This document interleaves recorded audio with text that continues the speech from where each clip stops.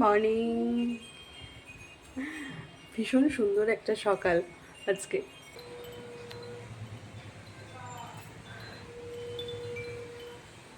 ভীষণ সুন্দর।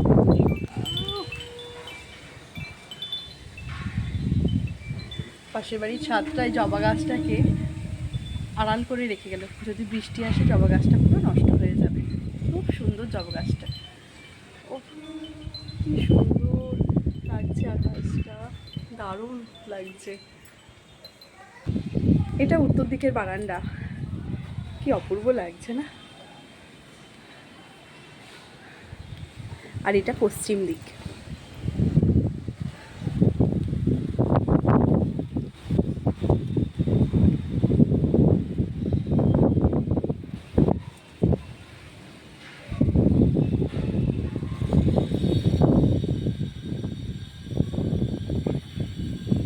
চারিদিকে শাঁখের আওয়াজ বাজছে, কারণ আজ বৃহস্পতিবার।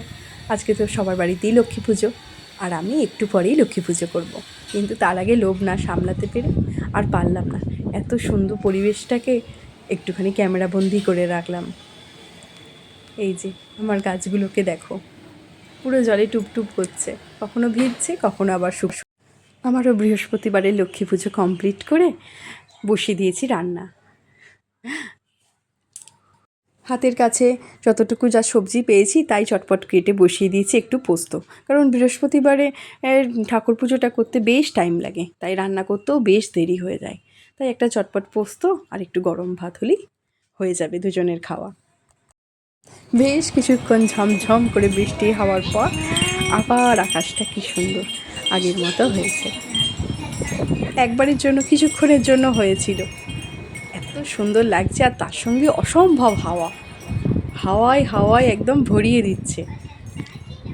দেখো পুরো একদম জল ভরা মেঘ যাকে বলে, তার মধ্যে আকাশটা মাঝখানে একটু উকি দিয়েছে নীলের।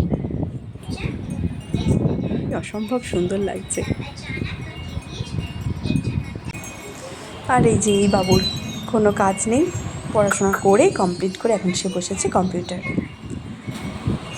কি আর বলবো, সারাদিন এই করে। দেখুন আবার কি করছে।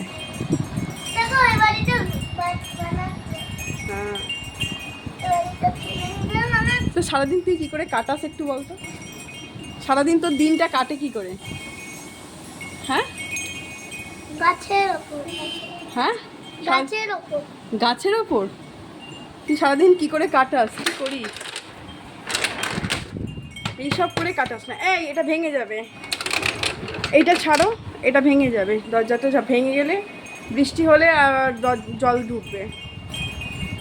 হ্যাঁ বৃষ্টি তো পড়ছে। তুই কাকে ডাকছিলিস এরকম করে?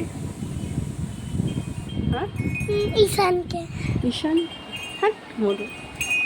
আবার আমি ওটা বলেছি নষ্ট হয়ে যাবে, বারণ করলাম। এসে দেখি আবার জানালার উপর উঠে দাঁড়িয়ে আছে।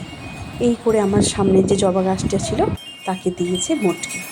কী করে বেচারি, এইভাবেই দিন কাটছে।